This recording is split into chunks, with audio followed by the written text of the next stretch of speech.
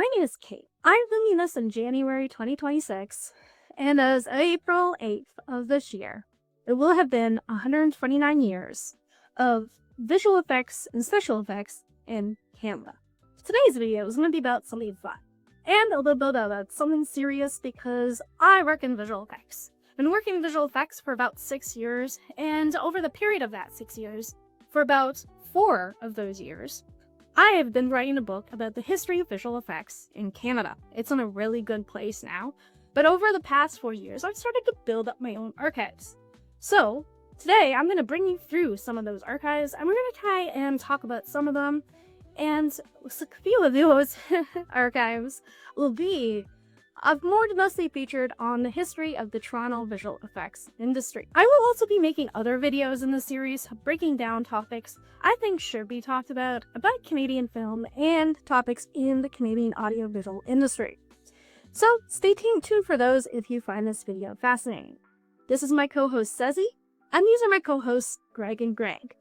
So let's get started and go through my archives and have some fun. We'll talk about Toronto's audiovisual industry, and also the visual effects industry inside it. There's a few different things that we need to discuss before we kind of dive right into the history of it all. The reason I'm referring to the audiovisual industry, not the Canadian film and television industry, is because we don't have a film and television industry in Canada. We've never, quote, had a film industry. So it's quite hard for us to say, this is visual effects in the film and television industry, because Canada historically has had a great television industry, not necessarily a great film industry. And there's a lot of history on why that is, and we'll kind of break that down later in a different video. But for all intents and purposes today, of me going through all these archives and sharing this with you, just to keep in mind that when we talk about all these different types of productions that Toronto has produced and worked on, it's usually international films, it's usually international TV shows, and there's a reason for why that is, and is that Canada cannot support or does not have the budget currently to support or fund science fiction or like large-scale visual effects projects. And that's really sad, and that's something that needs to change. And there's a lot of debate now on if Canada can do that. And I personally think it can, but again, different video for a different time. These archives I'm about to show you I consider some of the best retellings of the studio space of our industry in the city. And it comes in the form of these books. If you were a visual effects supervisor in the 90s, you definitely had one of these books. It was called Focus Toronto. So Focus Toronto, these were kind of like the phone directories of everyone in the city that you could call. But these little books right here, Focus Toronto, these were everyone you could call in the city if you needed a particular task done. Back in the day when the internet was not a thing, collaboration, communication, and like physical presence was so important. You needed a phone book to call if you couldn't do a particular task on or off set. So these books have everybody in it. So from everybody, I mean the kind of production companies that were in the city, the film and TV documentary crews, the government liaisons you could call, the union guilds, the video shoot teams, the film shoot teams, the talent professional management teams. Anybody you needed was in this book. It was great. There were several of them that were given out over the years, and my copies came from a supervisor called Ray. And shout out to Ray, he's one of the best supervisors in the city, and he's been doing this gig for a really long time. So these books are amazing for me because not only do they show me the historical record of what all of these companies had in terms of equipment, their services, who was running them, but they also had the logos of the company. So like Crush here, a lot of us don't actually remember Crush because the kind of circuit of, talent leaving and going has just kind of infused our brains down to what the present day companies are. But Crush was one of these really big companies in the scenes in the early 2000s, and they did a lot of animation and post-production. And so this is the first time I've ever seen your logo because I can't find it on the internet, and it's really nice to see. And if we get a lot of these awesome logos of studios that are still around today, but no under different management, like Soho here, different logo from the Soho VFX that you see today. Mostly because this particular company, Soho Post Graphics, was the original Soho company that was in Toronto. The reason Soho has its name is because it was originally listed at and located on 26 Soho Street in Toronto. And it's an interesting company because a lot of the assets of it went to Red Lab, and then the name of the company went over to the present owners of Soho VFX today. So we can kind of see a trail record and a paper trail record in these books of how studios evolved and changed over time and how they evolved into the studios that we know them today.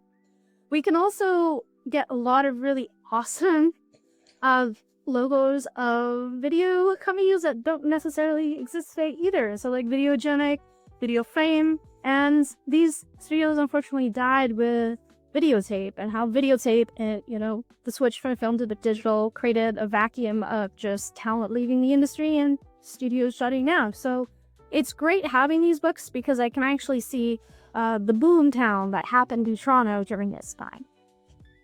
Our next piece of archival history, the one we're going to talk about next, is one of my favorite movies of all time, and it's called Jason X. So Jason X is a really big film that kind of hit the Toronto visual effects scene. I think in 1999, I could be wrong. Basically, it was created, the visual effects for this movie were done by a company called Toybox, which was underseed by a company called Command Post and Transfer. If you've never heard of Command Post and Transfer, they were the guys. They were the man of the Toronto's industry, let alone the entirety of Canada. They were the largest corporation of visual effects in Canadian history. They also made the most money. They were making around, at one point, $46 million a year in a fiscal year doing visual effects and post-production. And they were immensely proud of what they achieved. Their core founders were just fantastic. They had unique skill sets. One was an editor, one was really big in marketing, and two were really big in the business side and running the entire show. So they were a great cohesive team until Technicolor bought them out in 2001 or 2004. I could be off about that. They absolutely stole the show. They basically were the first big visual effects house to go across Canada and buy out smaller studios. So Alpha Sign, Manal and PFA, Manta Eastern Sounds, that was another one. And they had such a great cohesive unit of workers working underneath them, producing shows, doing audio for shows.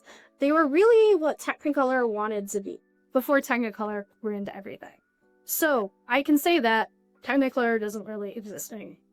So let's talk about Jason X. Why are we talking about this film? This is its press kit. Back in the day before digital, every single film has its own press kit. And press kits were like the holy grail in terms of marketing your movie, but also in terms of, at this point in history, having a historical record of who was working on that film and the different details that went into this film. One of the reasons why this press kit on Jason X is my favorite is because Jason X, the director, was Jim Isaac. Isaacs was probably one of those visual effects supervisors that is one of the greats, who's right up there with Douglas Turnbull because he was amazing. And he was taken from us way too soon. And he was one of those people who switched from visual effects to becoming a director. And we really like those people in our industry. And so we really cared about how the visual effects was talked about in the press kit. And so when we go through this, he talks about how the film was shot on 35, is transferred to HD, and what the process went through at Toybox. And we can actually go and find out who the supervisor was at Toybox working on this film. And his name might be someone who's quite well known in the visual effects industry in Toronto called Dennis Berardi. And I am an absolute admiration and terror of that man. And I mean that as a compliment. We have these amazing details about the film that we really wouldn't get anywhere else unless it was a visual effects director talking about it. So it's one of my favorite films just because of that.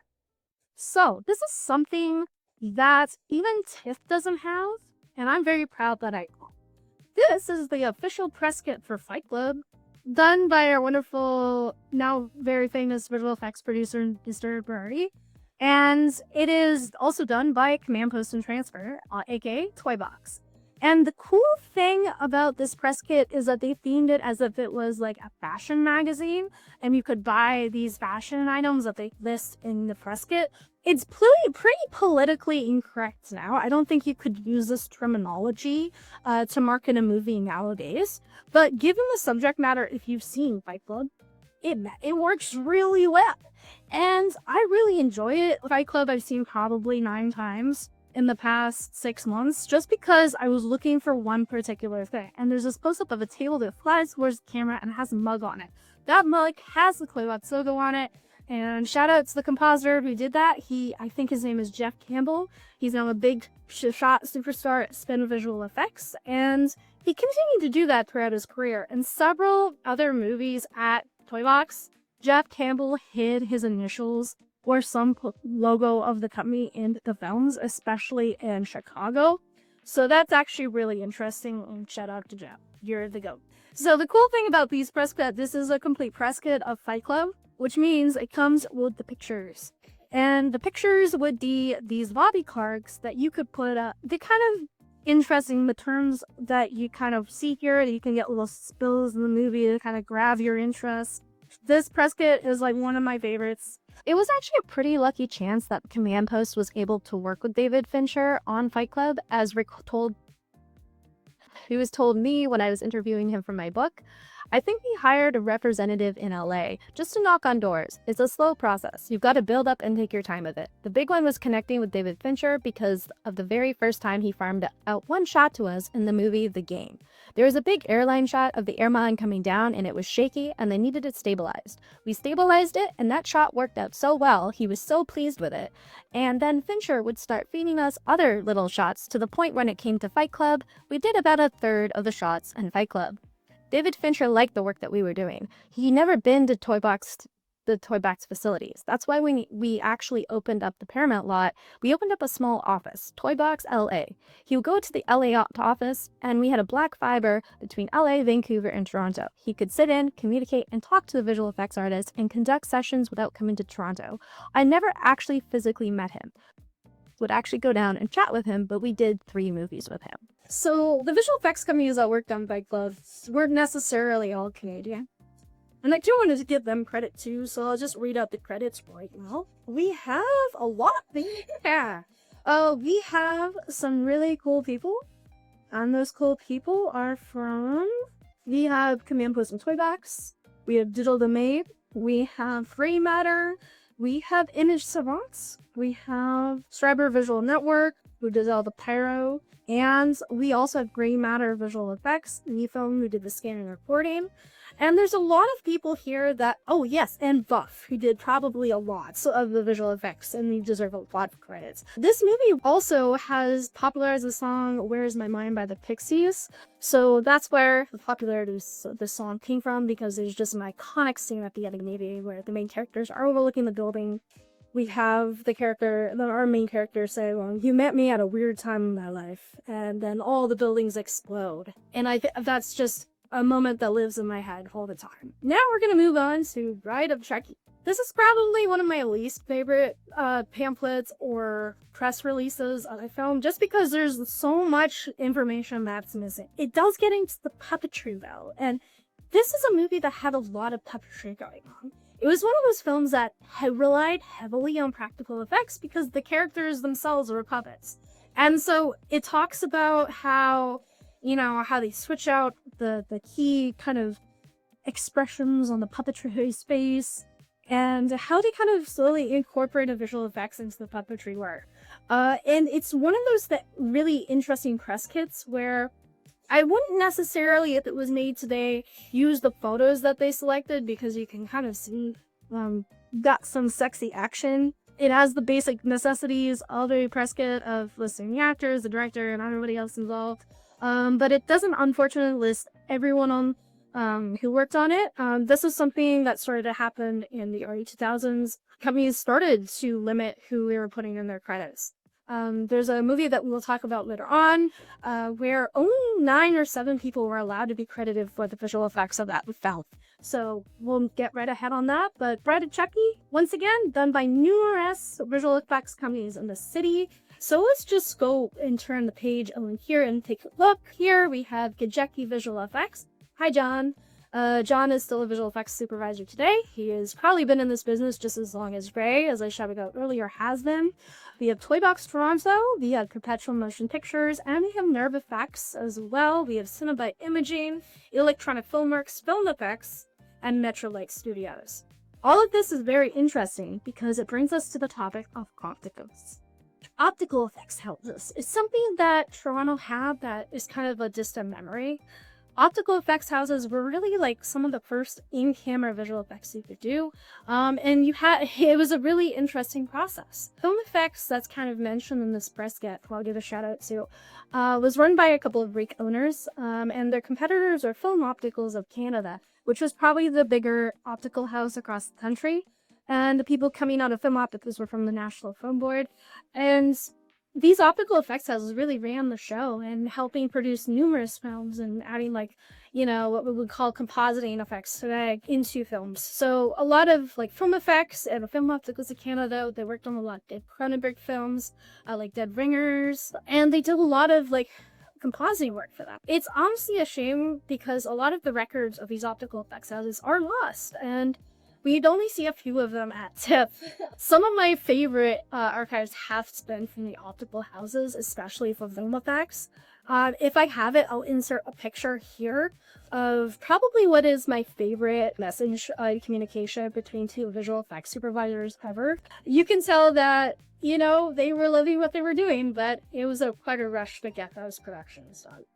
Alright, so the next one we can talk about is going to transition into the history of Toronto that we don't really like talking about a lot anymore. Showtime. What is in this Showtime folder? Well, it's The Outer Limits, the second season of The Outer Limits. The Outer Limits is a show that's aged freaking beautifully. I really highly everyone recommend not only the original series, but also the series that came out in the 90s that Alliance Atlantis produced. It had Canadian actors and a Canadian film crew. It was filmed in Vancouver, at least the reboot was, and it was distributed really well across Canada through Alliance Atlantis.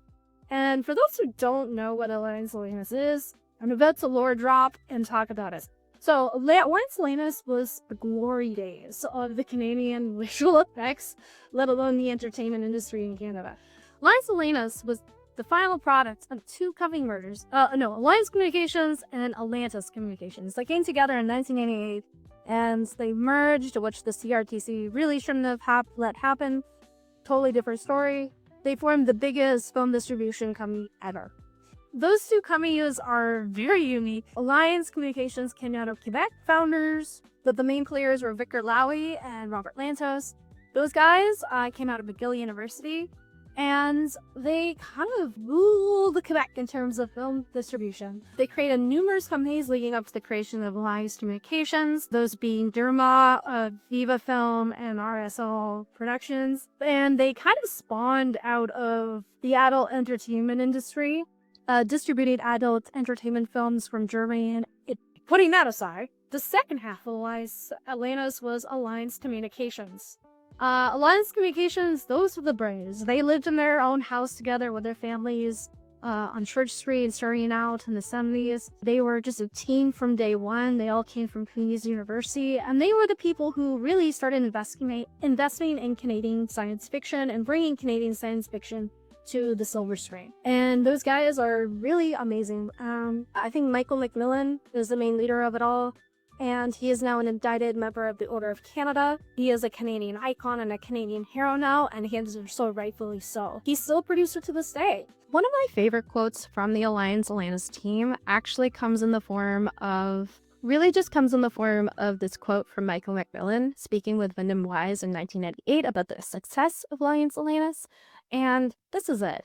I suppose, yes, I am very proud of the films we made then, and I still am. They were really hands-on and on individual works, and we did a lot of the jobs ourselves. We were very filmmaker type producers, not to take anything away from the contributions of the directors, writers, and performers. We had a very simple agenda to tell Canadian stories as well as we could in a half-an-hour format. And Alliance Atlantis really did what nobody could have ever done before, which was sell Canada to other people other than Canadians, and it gave us hope that we could do that as a successful audiovisual industry. And it's really unfortunate of how the company came to ruin. It was a lot of series of really bad business decisions. Quite unfortunate how the whole thing fell apart. The Outer Limits was a massive TV show. The Outer Limits, those stories of people from the original series that came out in the 50s and 60s, of people just throwing a television sets in their cars so they can watch the show once so far. And it's really still a show that holds up a lot of issues that they're facing today as an international community of artists and just people in general. Shows those issues in a science fiction context, which is amazing, and it's something that has aged so beautifully. Even if the visual effects is dated, it's just so perfect. So the original Outer Limits show aired from 1963 to 1965, and it was regarded one of the best television shows of the day. And Leslie Stevens' creation was a vision guided by his close friend Joseph Stefano, an inspiring writer who had won an Edgar Award for his adaptation of Robert Bloch's Psycho. This show became legendary thanks to Oscar-winning cinematographer Conrad Hall, an outstanding production, and the outstanding production crew based at the Metro Media Square Studios on Sunset Boulevard in Hollywood, and the Project Unlimited crew's unique creature effects, including stop-motion animator Jim Danforth's work, and sculpture designer Cha Wang's work, and visual effects artist Gene Warren's work as well.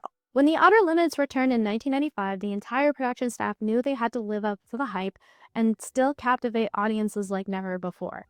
The new series distanced itself from the monster of the week trope that had characterized it through the original series from its inception, reimagining them as new aliens and monsters based on specific scientific concepts, metaphors, and their effects on humanity. Some episodes covered topics that were hard to talk about, such as Dark Reign, which envisioned a world sterilized by biochemical weapons, and Final Exam, of which it explored the discovery of a practical cold fusion power, and Stitch in Time, which followed a time traveler, and at the same time they tinkered with history. And in 2 episodes, Unnatural Selection and Criminal Nature revolved around a human mutation known as genetic rejection syndrome, which resulted from outlawed eugenics attempt to create superior children. Episodes weren't just science fiction gore fests for the eyes, but were often intensely personal to the writers and crew alike. Perhaps the most haunting tale was Tribunal, the one that earned scriptwriter Sam Egan the most prolific writer of The Outer Limits, with 16 scripts to his credit, a Gemini nomination for Best Writing. Because of his father's experiences in Auschwitz, Egan grew up hearing tales of both his parents' trials in the concentration camps. A time travel tale, Tribunal, the story bounces from the camp to the modern-day United States, where the son of 2 survivors hunts down the Nazi responsible for the death of his father's first wife and daughter. Tribunal was chosen to be the series' 100th episode. The first season, produced by Alliance Communications and Trilogy Entertainment in LA, cost $30 million and began filming in 1994. The series premiered on March 26, 1995 with its pilot episode, The Sand Kings. The Sand Kings was an adaptation by Melinda Snodgrass of a George R.R. Martin sci-fi tale about a scientist who is obsessed with alien soil samples and the creatures that they contained. The production's team's ability to nail the realistic look of the intelligent, aggressive, scorpion-sized aliens was pivotal to selling the story, and Toronto's Core Digital Pictures, led by effects veteran John Gajecki, delivered. Work on the creatures was scheduled to start in October 1994, and as the visual effects supervisor for The Outer Limits, Gajecki came to the series after handling the effects for the Tech War series made for television and movies, and Gajecki recruited Core Digital Pictures, a Toronto-based visual effects company that grew out of the Tech War team, to collaborate with The Outer Limits producers on the visual design of the creatures. They then created, animated, and integrated the digital beast with live-action footage. Kyle Menendez and John Mariella, partners in the Core Digital Pictures Inc., would supervise the team and share the concept for the bug-like animals developed by Gajecki and the Atlantis team. Mendes, who was 27 at the time, and Mariella, who was 32, were under immense pressure to deliver and impress on the Sand Kings, as The Outer Limits was one of their first projects the studio had undertaken.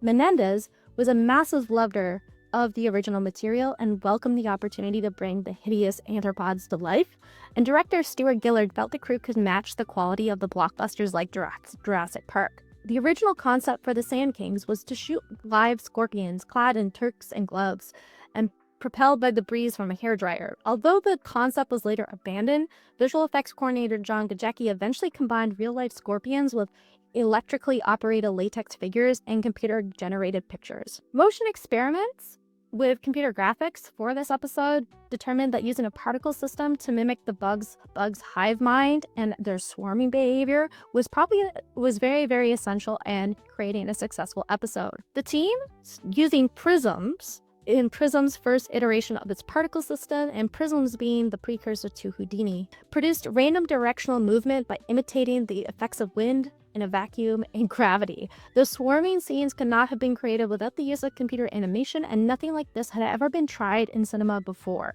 Menendez initiated the design process by creating basic pencil sketches of the creatures to capture their essence and facilitate effective communication with the team.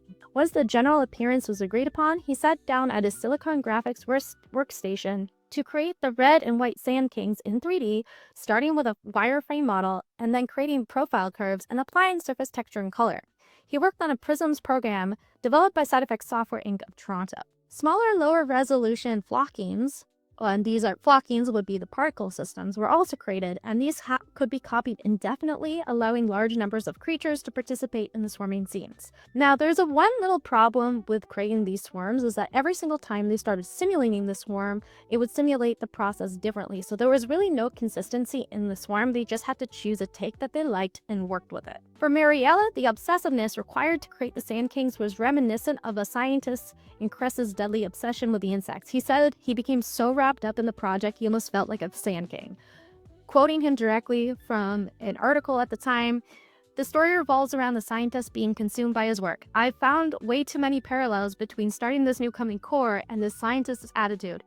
Just so long we don't suffer the same fate."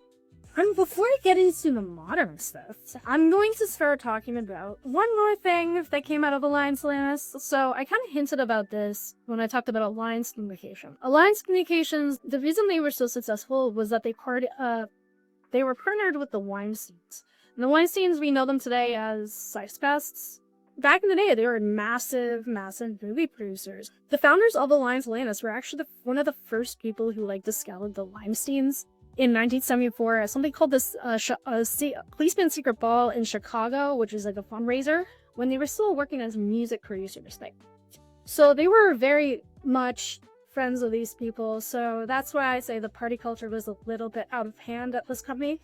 But one of the movies to come out of Alliance Atlantis, and also a partnership with the Weinsteins, that's kind of infamous for setting the stage, as it were, in Toronto, was Mimic. So Mimic is Guillermo del Toro's, not his first film, but a really kind of breakthrough film that kind of started to really define his career. I have a partial press kit of this, I don't have the full one, but I do have pictures on the 35mm slides, and it's really interesting. I love this picture of Del Toro because he looks so young, and he's posing with his Canovision camera. But the production was so riddled by interference from the Weinsteins. There's this really commonplace story of the Weinsteins, Harvey Weinstein, storming onto the set in Toronto when the movie was being filmed and basically trying to bully Del Toro off of the set. And everyone's saying, "Stop it. He's a good man. Stop it." I think that's such a great story to show everyone in the room was a good person, minus Harvey Weinstein. And we really see that in the retellings of the stories coming out of this production. And it should have been the first sign of many of what was to come. It's really interesting. This is one of those films that I just love because also Core Digital Pictures worked on it, John Koczacki worked on it. It's the first collaboration between Dennis Berardi and Del Toro. From there, we get The Shape of Water, we get all these awesome Del Toro films from those two. So it really was the movie that, it may have not been fun to work on, but it set the stage for everything to come. Let's talk about The Sweet Hereafter. The Sweet Hereafter is what's considered one of the most important Canadian classic movies to ever come out of Canada. It's actually a quite sad movie. It's about child death. So there's this whole scene in the movie where these parents lose their children because in this town where everyone loses their kids because a school bus collapses through ice and everybody dies. It talks about how after something horrific like that, there's a sweet hereafter.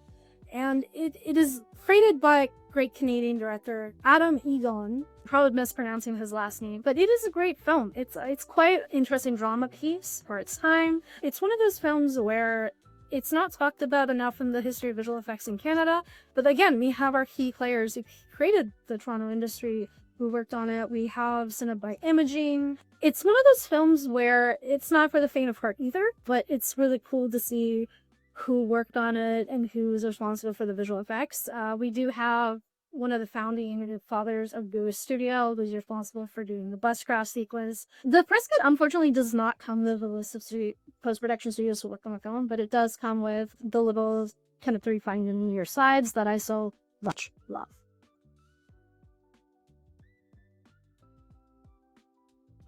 If you've never seen this movie, that's okay. Panic Room was, again, another Command Post toy box feature. This movie was the one I kind of mentioned earlier that came under fire for limiting the amount of people who could be in the credits. So the credits for Panic Room are very small, and it always confused me until I had a supervisor, shout out to Jeff Scott, who kind of told me why. So here we go. It's all really a marketing campaign, I think, for Panic Rooms, because that was like a big thing in the late 90s, early 2000s of what's a panic room? Why are people into this? And it's kind of like a novelty, kind of gimmicky feature on what panic rooms work. And one cool thing about this, it comes with these slides, these are 35mm slides, where you can actually kind of see the images in the movie. And I still have yet to watch this movie, but we have Jodie Foster featuring in it, and it's basically her trying to survive while someone invades her house. So Panic Room 2 was also a production that would lead to the founders of Command Post, who were deeply committed to providing educational support to the community, to allow the Richard Ivey School of Business, part of the University of Western Ontario, to conduct a case study on the dynamics of the studio's production. And in this case study entitled Toy Box Managing Dynamic Digital Projects, first published in 2002, the Toy Box staff determined solutions for information and data management and shared those with the general public, and also how the internal structure of a visual effects company would run. And this paperwork and these studies are still available for the general public to access today on the internet. I'll link this in the description below in case you're interested in reading about it. During this time on Panic Room, the Toy Box team had more than 30 computer animators, 10 visual effects compositors, technicians, visual effects supervisors, and an entire production staff. The short-form format work that Toy Box would focus on would be commercial work and music videos, while the long format would encompass feature films, television series, and made-for movies. Each project had its own unique challenges, and the success of Toy Box relied on the company's environment, which was supportive, informal, and creative. The office even had an open concept design, and the shelves were always lined with toys, action figures, comic books, and memorabilia from past projects. So sorry to interject here, but I also want to put in this quote of how disappointed the owners were when they had to figure out that they could not give all the crew credits for working on the movie. To quote one of the owners, the annoying things about doing Panic Room, the studios were seeing all these massive credit rolls for visual effects. The studio decided on that movie, only 5 people in each organization get a credit. You've got all these people working really hard, and you know these people work and do their jobs. The studio for that movie only allowed 5 names per organization to be listed on it. And after that, a large protest ensued. But on that one movie, we had a lot of people who worked on it that were kind of annoyed and sad that, they didn't get to have their name put on it. I'm just gonna get all the Command Post stories. It was such a huge, amazing company that there's so many different stories you can tell from it. They didn't just work on big, heavy features like Fight Club, but they also worked on, you've ever watched Alone in the Dark by Uwe Boll, or House of the Dead by Uwe Boll? That was Command Post and Transfer's work in the early 2000s, just before they were bought out of Technicolor. One of my favorite lines from House of the Dead is when the movie opens up and the main character's like, "It all started when I came here for a rave." And if you don't know, and if you're not in tune with the visual effects industry of Toronto, House of the Dead is getting a remake, and I really hope that line is included. But let's get started on this film. This is my guilty pleasure film, and it's also a film that I've learned the hard way you shouldn't go into blind about, and you shouldn't watch on the first date. So that movie in particular is The Cell. So The Cell is like one of my guilty pleasure movie watches because of just the insanity of this film. I also have so many archives on this film. It's unbelievable. So The Cell is one of my, as I said, guilty pleasure movies. The director himself is really interesting, Tarzan Singh. Tarzan Singh is actually the director who did a majority of Nicki Minaj's early music videos. So he's a music video director, he still is today. And you can really see the kind of the feel he was going for this film. And how it kind of related to his work in the music video community. Toronto was a big music video hub. Back in the day, there was this company, and it's still around today actually. It's called Don Allen's Revolver or Revolver Films, and they did a lot. They still do a lot of music videos. They were bringing a lot of music video work in Toronto, and eventually they collaborated with Tarzan Singh on something called Rem's Losing My Religion, which has a video of like a very like worn down house, and they're like singing in the house. And fun fact, a lot of the sets on Rem's Losing My Religion music video were actually reused in La Celle. So there's like a flashback scene where our kind of villain is kind of brutalized by his parents, and that scene has our REM set in. And we also have a lot of interesting aspects of this film. Tarzan Singh was very visual effects heavy. I think there was over 400 visual effects shots in this one film. And again, multiple vendors were working on this. I believe the overall visual effects supervisor who was on set, Kevin Todd Hogg, was also the same visual effects supervisor who worked on Fight Club. So you can see some connections of why they were working with Command, Push, and Transfer.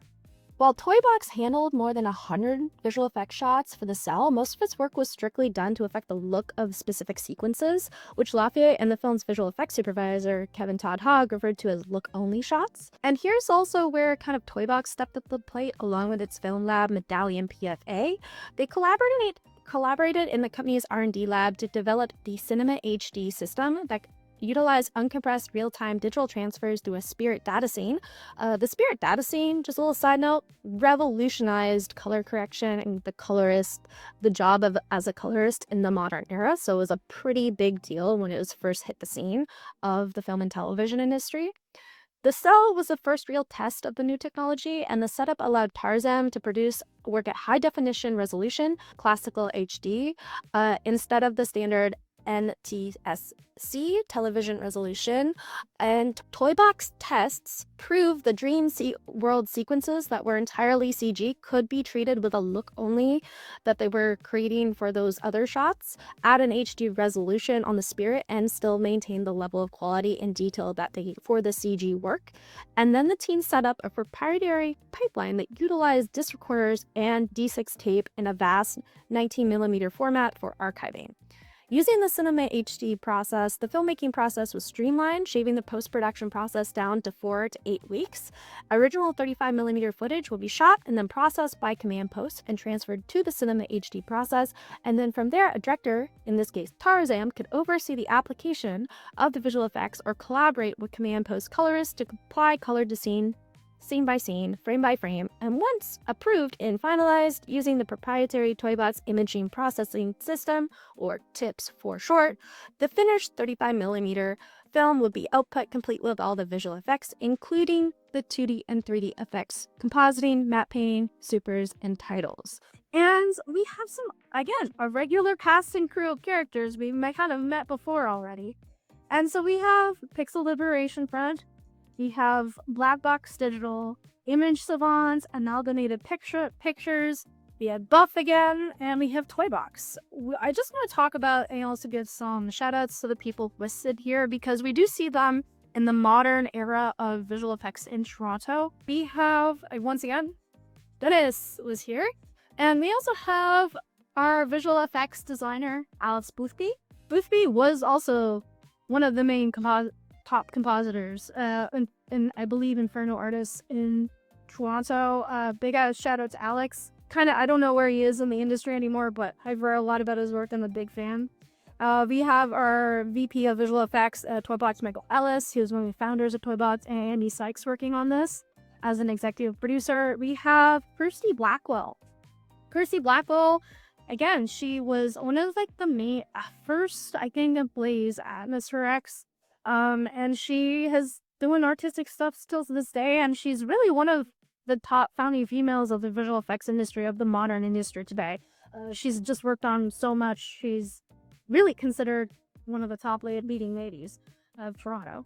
And we have a really interesting person here. We have Colin Cunningham. That is the same Colin Cunningham who you see in Red Letter Media videos. I'm a big Red Letter Media fan, and I was very happy to see this. We have Jeff Campbell. Unsure if he actually hid anything in this movie, but I hope he did. Please let me know if you did. We also have Raymond Garinger, who went on to found something called Intelligent Creatures. So there's a lot of key players here who went on to shape the Toronto visual effects industry in a lot of major ways, which is really awesome. You can kind of start to connect the dots here on who's who of the Toronto visual effects industry. All right, so back to the Cell. So the first Cell, they didn't just have a Cineplex article. They also were an American Cinematographer magazine. I love this just because there's some of my favorite films in here. There's like a Benicio del Toro film, and then there's also The Cell. I am looking for the breakdown on The Cell here. Yes, there we go. We got playing with visuals and post right here.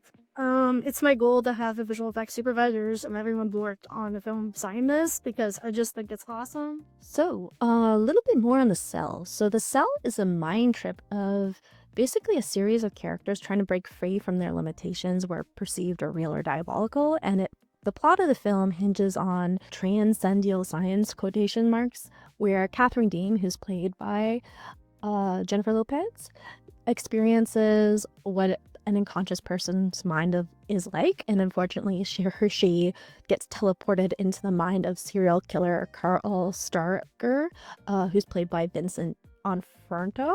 I'm butchering that name. And her goal of doing this is basically to find out where he's hidden his victims and if they're still alive and if they can rescue them. And it's a really like psychedelic movie.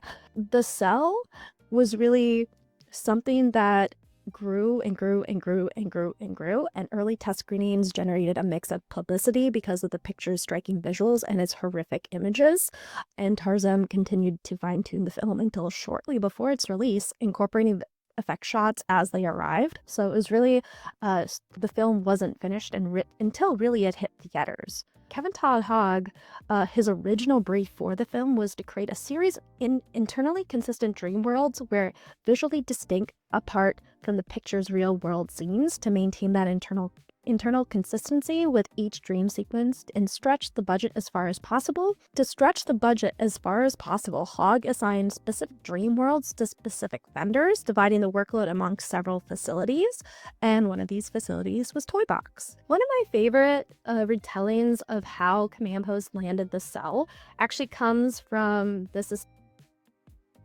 Toy Box.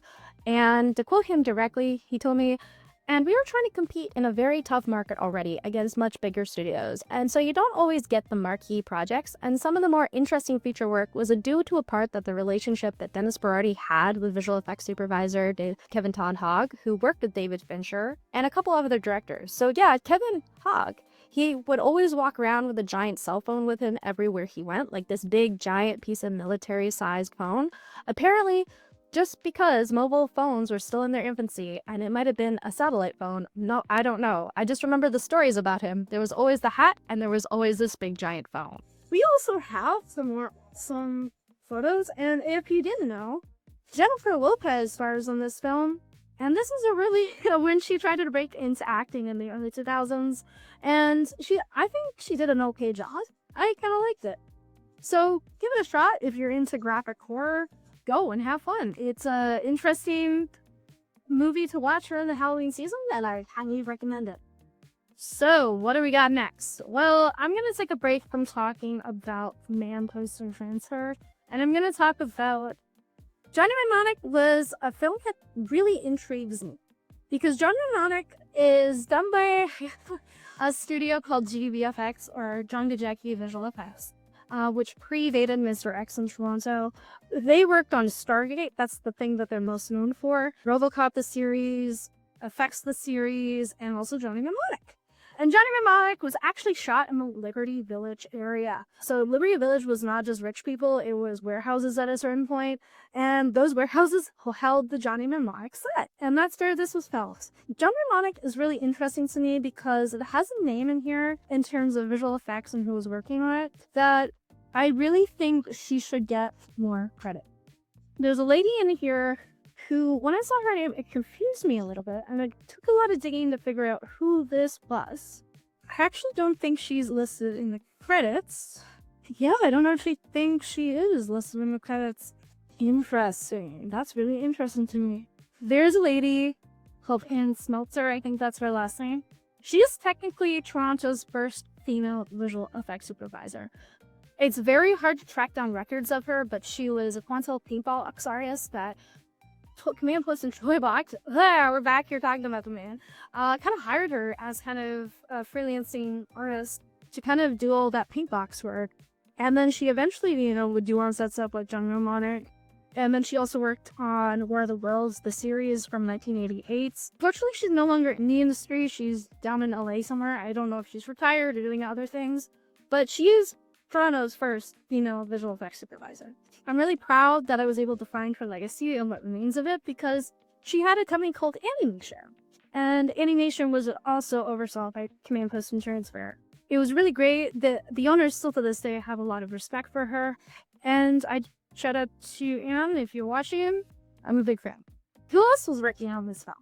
So we have some really interesting people. We have Alias Research Incorporated in supporting the graphics of this film. So Alias Research, or Alias Wayfront, whatever you'd like to call those guys, we're based in Toronto. And so Alias Wayfront has a huge history to Toronto. They were the party boys, but they also partied and they worked hard. And they would obviously provided some rendering support for this film, for the dream sequence. Quite often, studios are like, we need rendering assistance, we need help. They would reach out to the software companies at the time and ask for assistance, and quite often, those companies would provide assistance for our visual effects studios of the city. We also have Core Digital Pictures. We have animation supervisor Kyle Mendez, supervisor Bob Monroe, who's now a big shot producer. And we also have our 2D graphic artists, Village Foy, Cody Gibson, Derek Ryan, and Mark Petlock. They mostly worked on the data upload sequence. And who do we also have here? Effects Smith Inc. I don't know if they're still around the city, but they did a lot of the prosthetics and animatronics. So you can see here why I love these press bits. It gives me a lot of detail in the visual effects studios, what they contributed, and why and how. And I guess I should take a little break and talk about Core Digital Pictures. I'm not going to do the whole history in this video today, but if you are in the city and you want to kind of visit Core, even though they're not still around, the building still stands on King Street today. It's actually like, I think, a restaurant or a yoga studio, but it's on King Street. Right at kind of the intersection of, I think it's on Spadina and there, however, the cornerstone, they had a cornerstone called Core Digital, and the company was founded in the building. Unfortunately, I think that's been removed. That sucks, but Core is also the company you can thank for creating Shotgun software, because that's where Shotgun came from. It came from a production called The Wild, which we're not going to talk about today. Then, how to best watch, and the rest is history. For those of you who haven't watched Johnny Mnemonic, Johnny Mnemonic is a film set in the 21st century when information has become the new commodity. It features a world where cyberspace was a workday reality and outlaw hackers thrive. To transport stolen and valuable information, mnemonic couriers must implant data into their minds, and the film follows one of those professional mnemonic couriers, Johnny, also known as Keanu Reeves.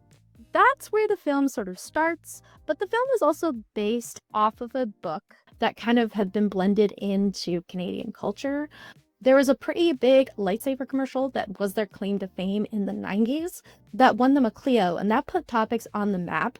And from there, everything started taking off. We also have to thank Topics, because without Topics, we also wouldn't have the computer graphics industry today. Topics also had a sister company that Mr. Chris Wallace had designed called Imageware, and Imageware had this computer graphics program that was designed to do different color filters on renders. And this caught the attention of Softimage. So Daniel Langlois, who founded Softimage, saw Wallace's software work and said, I'll pay you and buy you out of your software. Basically, throw it into Softimage and here's a bunch of money, do whatever you want with it. And Wallace said yes. So with that $1 million worth of money now, he took that money, reinvested into Topics, and gave it brand new state-of-the-art computer graphics equipment that without it, Topics probably wouldn't have been successful as it was. So they were kind of like, we'll have to form like a sister company, but we don't know who to call. The right person stepped up for the job. And that's what happened next. So Mr. X was originally based out of, I think, 3932 McCall Street in Toronto. And the building still stands today. That was the original Topics building as well. So they're kind of all housed in that building for a while until Mr. X grew and then took over the beautiful building on King Street that it resided at really until the end of Technicolor. And then now it's in Liberty Village. So it's great that this company has kind of, had some downs, ups over the years and is still with us. You don't necessarily see that from most Canadian visual effects houses. So it's really produced some of the most mind-numbingly gothic films that we've seen over the past couple of years. It's helped with Hellboy 2, Del Toro's film Shape of Water, now I've like Wednesday, big features. And it's done very, very well for itself. Yes, so my favorite Mr. X story of all time has to be from the movie Love and Monsters, which we're not necessarily talking about too much today, but if you have a time, go look at it. There's the incident of the giant flying crabs. So on set of Love and Monsters, they had these stand-in practical floating crabs. And they were filming these crab sequence on a beach, and the crabs that were inflatable just kept on breaking away. And these are not small, like, standing crabs. These are, like, furry foot inflatable crabs. And they called them Mr. Krabby. Mr. Krabby the crab is actually still alive and well today, and he's traveling across Australia with a metal band.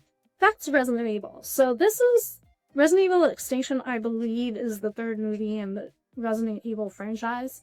And then this is actually really interesting. It's basically a summary of the film itself, a breakdown of the actors, the director.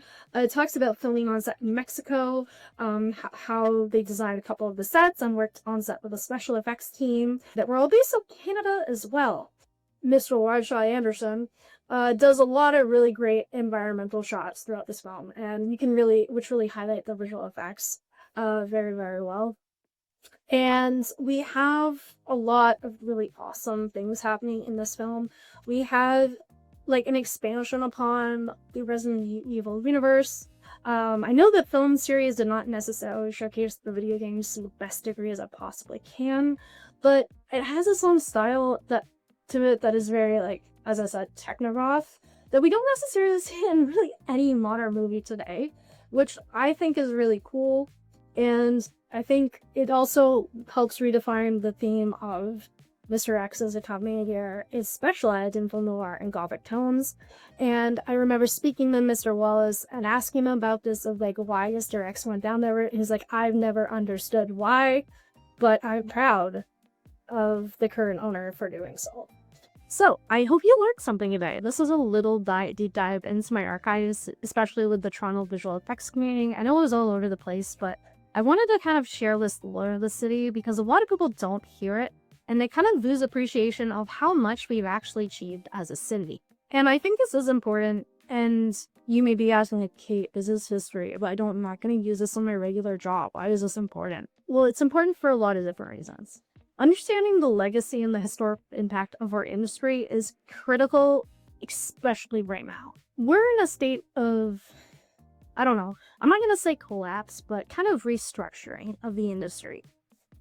We're kind of figuring out what protections we can get, what protections we don't have, where we want the industry to go. And one thing that I do want people to understand is visual effects does have a culture. It has a very important culture that is unique to anywhere else in Canada. And protecting this culture matters. And if I would also argue, visual effects and animation is a huge part of Canadian culture. If we can't have unions, we need protections from a cultural perspective for our industry and everyone in our industry. The other reason why this is important, to understand the history of not only the visual effects industry, but also the greater audiovisual industry is because quite often history repeats itself, and it repeats itself very, very, very frequently with the visual effects industry and also the greater audiovisual industry in Canada.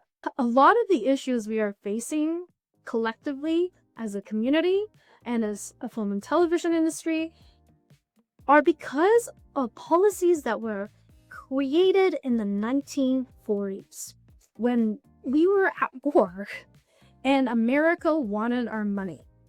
And a lot of our laws that limit how we can market ourselves and what we can create in Canada in terms of CanCon come from those laws, and they need to be updated.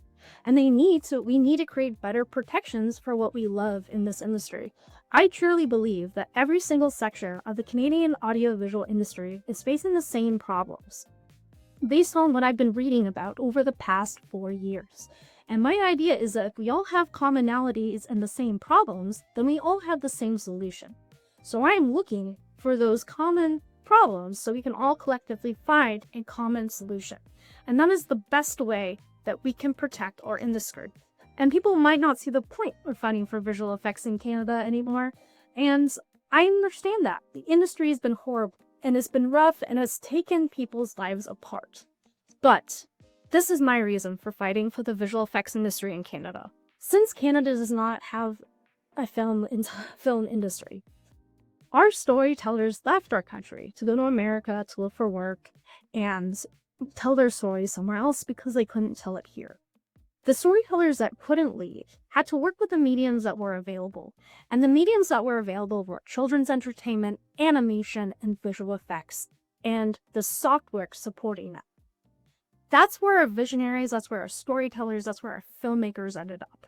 And we are the modernized version of what it could have been a film industry in Canada.